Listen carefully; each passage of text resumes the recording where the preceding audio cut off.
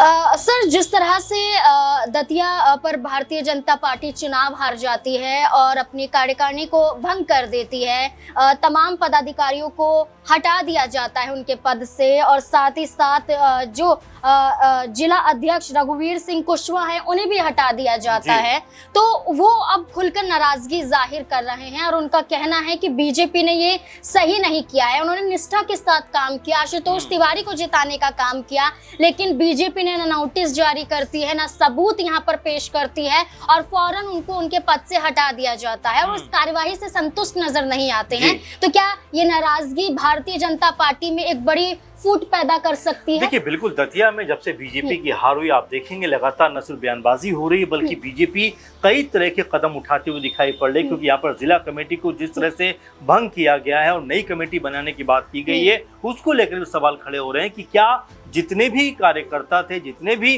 पदाधिकारी थे, उन्होंने अपना काम ठीक से नहीं किया। एक सवाल ये बन जाता है। दूसरा सवाल ये बन जाता है कि देखिए, अगर आप नई टीम बनाएंगे भी तो क्या पुराने चेहरे फिर आपके साथ आ पाएंगे? क्या वो आपके खिलाफ नहीं जाएंगे? यही गलती बीजेपी ने, अगर देखा जाए दतिया के ऊपर जो नरोत्तम मिश्रा का टिकट काट कर की थी, वहां पर आशुतोष तिवारी को टिकट दिया गया और नरोत्तम मिश्रा को इग्नोर कर दिया गया। उसके बाद उनके समर्थकों ने जिस तरह की प्रतिक्रिया दी, जिस तरह से बताया कि भाई हमारे लिए नरोत्तम मिश्रा ही सबसे मजबूत नेता है बीजेपी के, और अगर उनको टिकट नहीं मिलेगा तो बीजेपी को उसका खामियाजा भुगतना पड़ेगा। आपने देखा उस समय भी तमाम जो जिला कमेटी में जो पदाधिकारी थे, जिसमें जिला अध्यक्ष की अगर बात कर रहे हैं रघुवीर कुशवाहा, वो शामिल थे। उनके अलावा तमाम जो उनके साथ में काम कर रहे थे वो लोग शामिल थे। उन्होंने एक साथ में इस्तीफा दिया, कहा कि भाई नरोत्तम मिश्रा को ही टिकट मिलना चाहिए।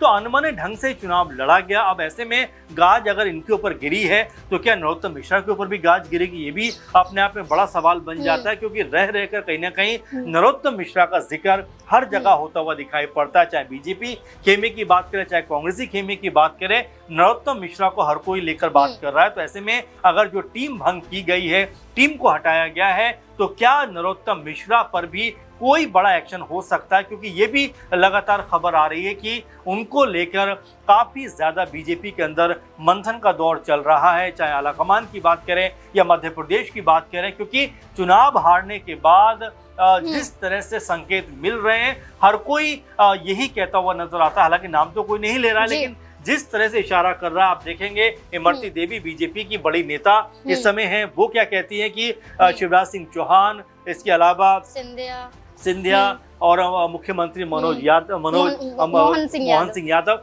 सब लोग प्रचार प्रसार कर रहे थे, लेकिन नरोत्तम मिश्रा का जिक्र उन्होंने नहीं किया। यानी कि आप समझ सकते हैं कि बीजेपी भी अंदर खाने में कहीं ना कहीं सोच जरूर रही है कि यहाँ पर किसी बड़े नेता की मिली भगत की वजह से ये सीट उन्होंने गंवाई है।